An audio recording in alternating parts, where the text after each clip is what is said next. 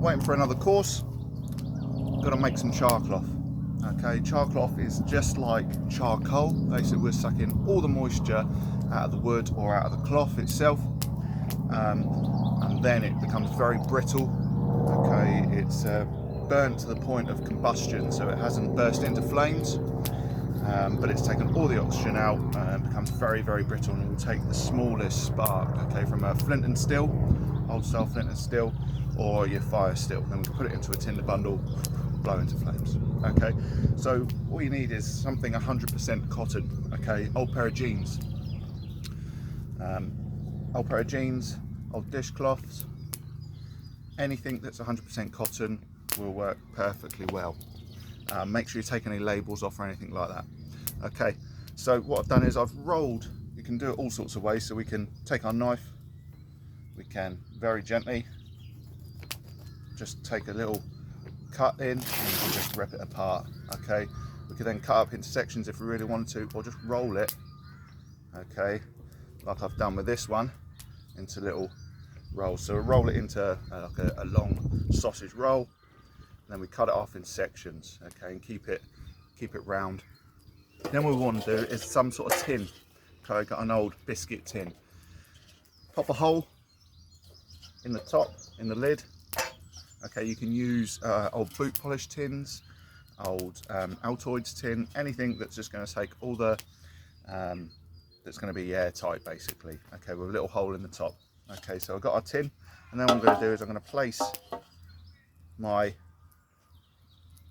little sausage rolls inside the tin. Don't pack it too much. If it becomes packed too much, it will not burn, it won't cook all of your charcloth, okay, and you'll be left with what's called brown ends. But you can then just stick them in again and turn them into charcloth. Okay, so these frilly ends are going to be really good once this is turned into charcloth for catching our sparks. Okay, we've got our fire going. I'm going to stick this straight in the fire. I've got a grill, so I'm going to stick it on the grill. I'm going to keep an eye on it. As soon as I put it in, it's going to start to smoke. I'm going to keep an eye on it. Once the smoke stops, that's when we want to take it off the flame, take it out of the fire, plug that hole. So put a little stick in there, get a stick ready, prepared, pop that in there, and then wait until the tin is cold to the touch. Once the tin is cold to the touch, then you can open it. If you were to open it when the tin is still boiling hot, the oxygen will get in, and then all your charcloth will just combust, okay, burst into flames. So, nearly packed. There we go. So, it's not fully packed, but there's enough room there for oxygen to escape. Okay, get all that moisture out of there. Pop the lid on. Nice and tight, and then we're going to get our grill on.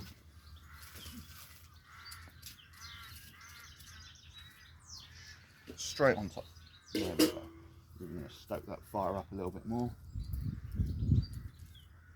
and then this will start to smoke. And as I say, once the smoke stops, then we can take it off the fire.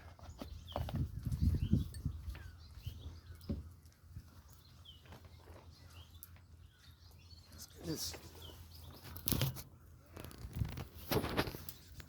Okay, so it's on the fire now. Smoke's starting to come out of that little hole there, and then that's going to start becoming really thick smoke. We'll just keep an eye on that, keep turning it if we need to when it's in the fire, and then, as I say, when the smoke stops, we'll take it out, wait till it's cold to the touch, and hey presto, charcloth.